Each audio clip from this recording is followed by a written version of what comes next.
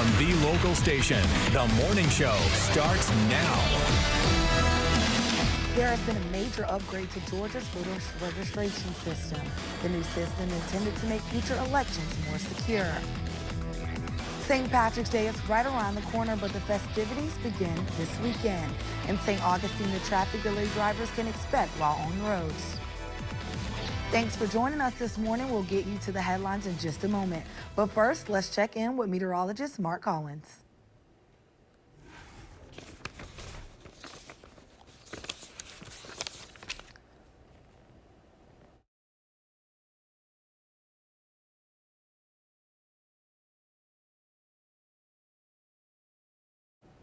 Businesses at the beaches are preparing for bigger crowds that are already here. The Players Championship plus spring break. Jacksonville Beach was so busy with fans eating at restaurants or checking out local shops despite the rain. Many traveled from across the country to watch the tournament at TPC Sawgrass. Dick Garamonpre traveled from Texas for the festivities. His two longtime friends surprised him with tickets for the Players. We've all three known each other for years. Yeah, we played some golf tournaments together. This was one of those bucket list items. So yep, it was on my bucket list to go to Sawgrass. The beaches are also busy with the kickoff for spring break. It's been a big boost for local businesses with all of the events that are planned. A major upgrade to Georgia's voter registration system. Georgia Secretary of State Brad Raffensperger launched a new computer system this week aimed to keep track of voters' information. It's intended to make future elections more secure. Camden County is now putting Georgia's new $4 million voter registration system to the test. The Georgia Register Voters Information System stores more than 12 million voter records, including Social Security numbers and driver's license. Election officials say keeping track of these records can also prevent voter fraud, like double voting or voting underneath a deceased person. We spoke with voters in Camden County who say they are happy about the new system, but never doubted the old one.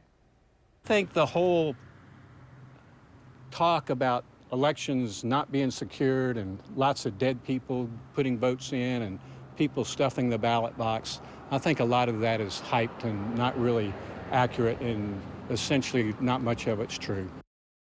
Under the new system, voters will now be able to see and monitor all of their changes to their voter records online in real time. The new system also helps election officials process voter applications and absentee ballots faster. Check your clock. Daylight saving times begins tomorrow. The steps you can take now to avoid feeling sluggish later. TikTok security. After the break, we speak with an internet security expert about the risks the app poses.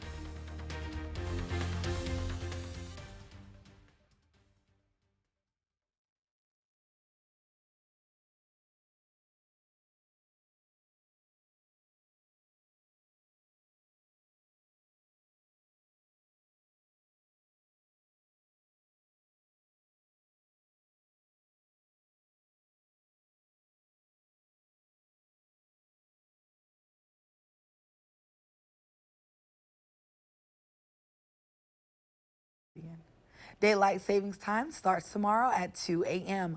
Clocks are now turned an hour forward, which means you'll be losing an hour of sleep. And the Mayo Clinic experts say that missing out on that shut-eye time can affect your body. If someone sleeps from 10 p.m. to 6 a.m. and then we spring forward, on Monday morning, we're asked to now be driving when we should normally be sleeping. So that can be a big impact because our body is under the impression it should be asleep when we're asking it to perform a pretty complex task.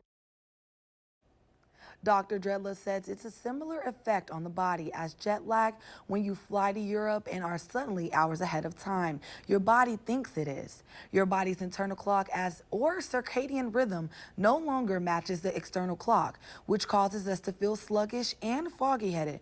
But there are steps you can take to help your body adjust.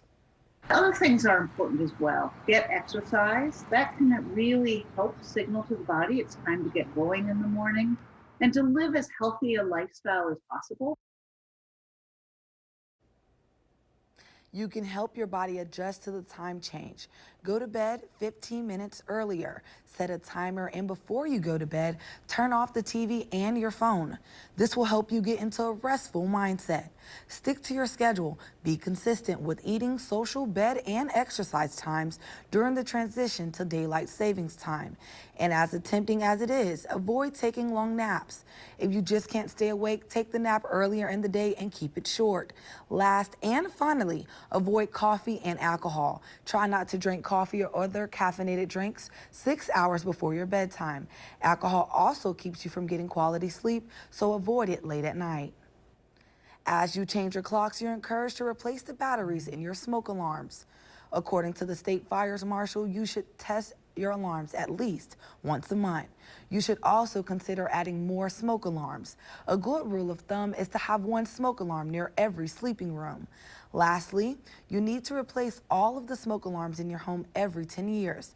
If you can't remember the last time they were replaced, that means it's time for a new set. Up next, a local animal advocate used to saving pets is going the extra mile. How he's helping families all the way in Turkey and Syria. Hear more after the break. You're watching Channel 4, the local station.